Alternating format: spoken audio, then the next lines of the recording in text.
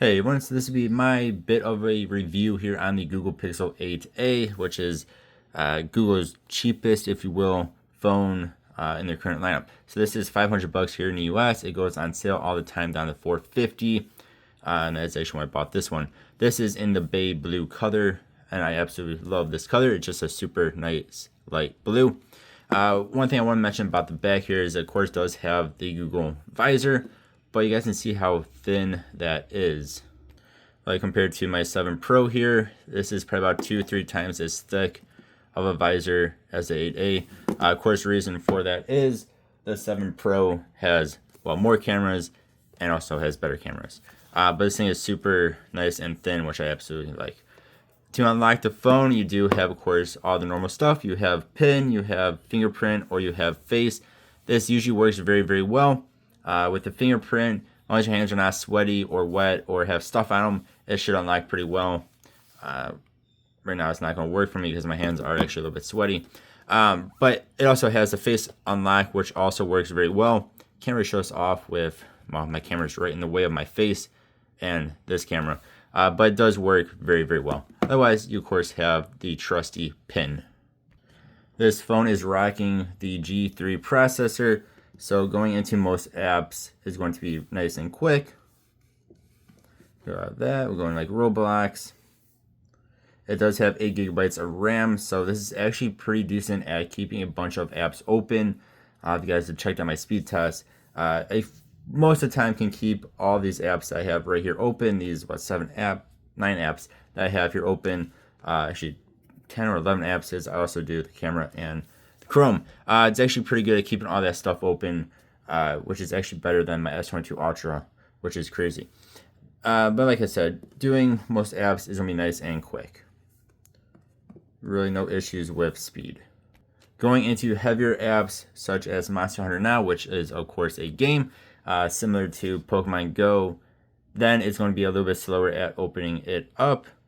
I still wouldn't really call it slow, but if you have this, say, compared to a say a Pixel 9, it's going to be slower. Of course, I have this compared to most any other recent iPhones. Of course, it's going to be a bit slower.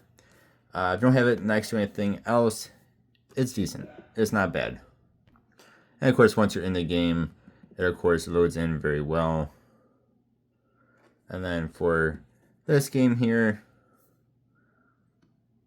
it does put it into middle graphics, which this game puts almost every phone I've used with it into middle graphics. Quickly, let's talk about the display. So yes, this does have the 120 hertz refresh display, as we can see here, and I do have that turned on. If you turn that off, you will save a bit of battery life, but it looks nice. The colors are nice and vibrant. The blacks are nice and black, white are nice and white. It just looks good in my opinion. It does get decently bright. It's like we have it almost up all the way here. It does get pretty bright. It's not gonna be the brightest of phones, but I really have no issues with it personally.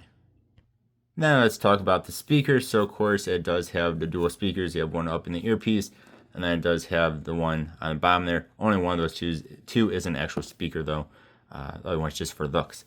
But this is going to be maxed out. And again, this is a pretty small phone, and it does get pretty loud and it does sound pretty good.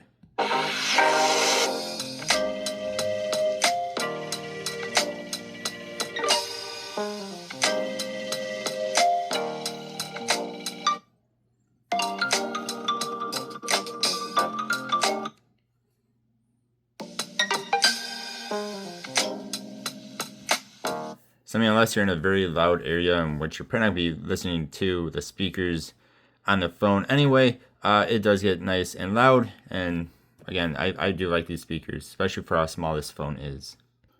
Very quick, let's talk about the cameras. These are not, I mean, this is a Pixel phone, so cameras are decent, but this is an A series Pixel phone, so they're not going to be the best. The cameras on the 8 or now the 9 are going to be better than what is on here.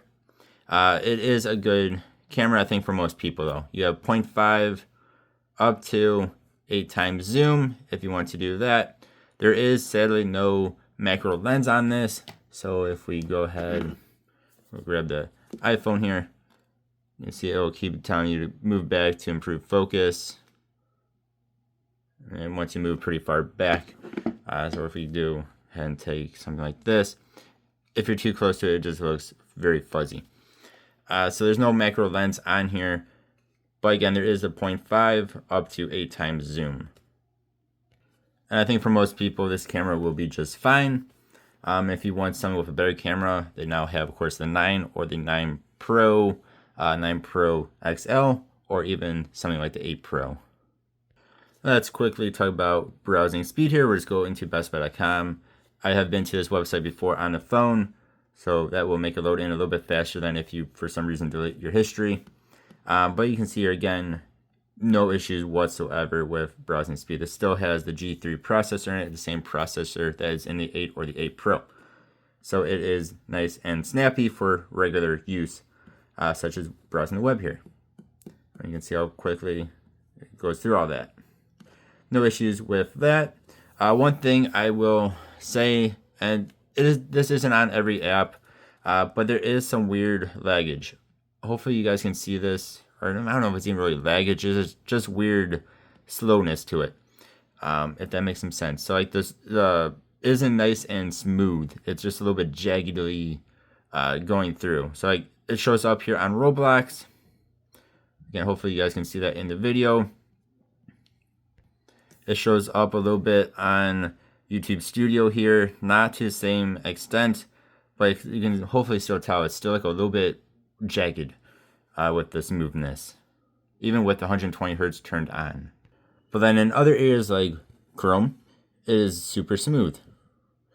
It's just in certain apps and certain areas of the phone, this just has a little bit of weird jaggedness to what should be smooth. And then if you are somebody who plays a lot of Roblox and want to play it on your phone, pretty much no Google Pixel phone, even the 9 Pro XL, is not the best at Roblox. Roblox is not optimized for Android in general.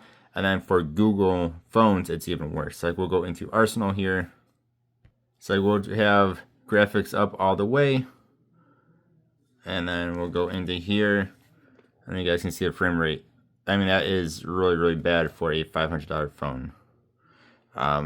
Even iPhones from years ago are hitting around 50, 60 frames per second, whereas Android phones like this Google, it seems like even more so on the Google phones, for Roblox at least, is not great for FPS. Now exited Arsenal, went back into it, and I have changed the graphics settings to be automatic. And it is a bit better, but it still is not great. Again, even on the 9 Pro XL, it's still not great. It's better than what this is. And I think I was getting like 40, 50 frames per second in automatic, up to 60 sometimes. It's still not great on Google phones. But now, like I said earlier, games like Monster Hunter Now, those load in just fine. Again, you cannot have it in like max graphics, but in even middle graphics, medium graphics on Monster Hunter Now, it really has no issues. It's just Roblox is terribly optimized, especially on Google phones and in Android in general. Now, I do think this phone is worth the money. Again, I would wait for it to go on sale. It goes on sale all the time from what I've seen, down about $450, or you can find one used in good shape for even cheaper than that. It is a good deal. I think this phone is for people who want a smaller device. So this is a 6.1 inch OLED display. Now the bezels are, if you will, a little bit bigger as compared to something on this. Still isn't the smallest of bezels, but like the iPhone 15 here has a same size display, but you can see the phone's actually a tiny bit smaller because the bezels are a little bit smaller. But it's still a nice small phone if you want an Android phone. It weighs 188 grams, so it does not weigh a whole lot compared to like the 7 Pro I showed off earlier, which is somewhere around 220 grams. This thing does not weigh a whole lot. Dimensions real fast. Again, this is a small phone. So in inches here, we're talking about 5.99 by 2.86 by 0.35 inches in girth to it. So it is, again, a nice small phone. So I would say this phone is for somebody who wants a smaller phone, somebody who doesn't want to play Roblox, which I know is going to be a lot of people out there, of course. If you want still a good phone that is not going to cost you, over $1,000, like the new 9 Pro, which is a grand, or XL, which is $1,100 here in the US. It is a good, for the price, this is a very good value. Like I said, it still has the same processor as the Pixel 8 or 8 Pro, just not as much RAM, and of course it is a bit smaller. Then too, if you don't mind having a decent camera but not the best camera, or one that cannot zoom in super close, or be up super close to something with a macro lens, if you're not someone who cares about the camera specs all that much, this is still a good phone for you. All in all, I do recommend this phone. Now you can get the Pixel 8s for about $550 when those go on sale, if you can still find those. And I would say for a little bit more money, those might be more worth it. But again, for what this phone is, I do think this phone is worth it, especially if you can get it on sale. Y'all let me know what you think, though. And yeah, I'll see you guys next time. Thank you all for watching. Hope you have a good one. Goodbye.